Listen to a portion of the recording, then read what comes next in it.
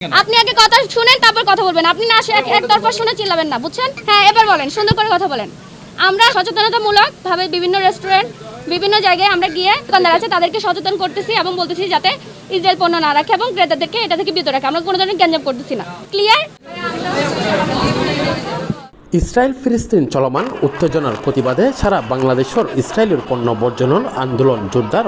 আর এই ধারাবাহিকতায় আজ দুর্যে চট্টগ্রাম চকবাজার এলাকাত বালি আর্কেড শপিং মলত অবস্থিত আন্তর্জাতিক ফুড চেন KFCত অভিযান চালাই ছাত্র সমাজের উগ্র অংশ।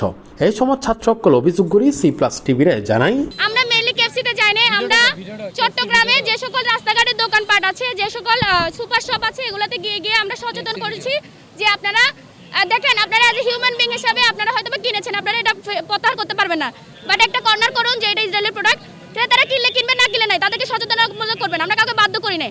তারপর আমাদের কাছে খবর আসে বালি আর্কেডে KFCটা এখন ওপেন আছে, এখানে মানুষ যায়, তখন আমরা এজ এ ক্রেতা, আমরা কিন্তু কোনো আন্দোলনকারী বা কিছু হিসেবে যাই না, আমরা যে ক্রেতা কিনতে গেছি গিয়ে আমরা পরিদর্শন করেছি।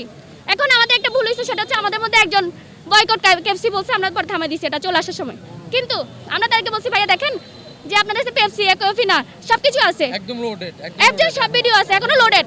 তো আমরা বলছি আপনারা এটা প্রত্যাহার করবেন। ক্রেতারা সবাই তো জানে না এটা ইসরায়েলের পণ্য নাকি বাংলাদেশের পণ্য, সেক্ষেত্রে আমরা তাদেরকে সচেতন করেছি। এবং নেমে যাওয়ার সময় দেখি পুলিশ আপনারা বলছেন আপনারা অফিসিয়ালি কথা বলেন, এই করেন সেই করেন, যেটা থানায় নিয়ে যেতে যাচ্ছে, থানায় চলে আসেন।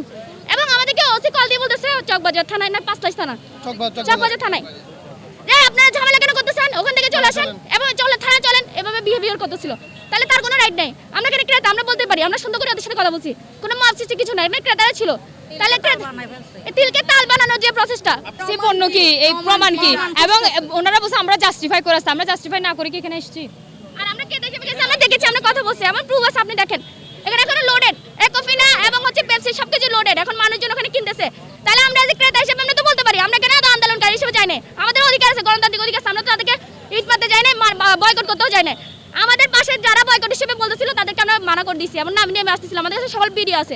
তাহলে আমাদেরকে এভাবে অন্যায়কৃতভাবে বলতে পারি না, আমরা এটা করতে পারি না, সেটা করতে পারি না। আমাদের এখানে অন্যায় হচ্ছে, আমরা সেটা প্রতিবাদ করবো, আমরা 564টা সেটা পরে বন্ধ করবো, প্রশাসনিকভাবে প্রবে যাবো, যেটা স্পটে হচ্ছে সেটা নিয়ে কথা বলবো।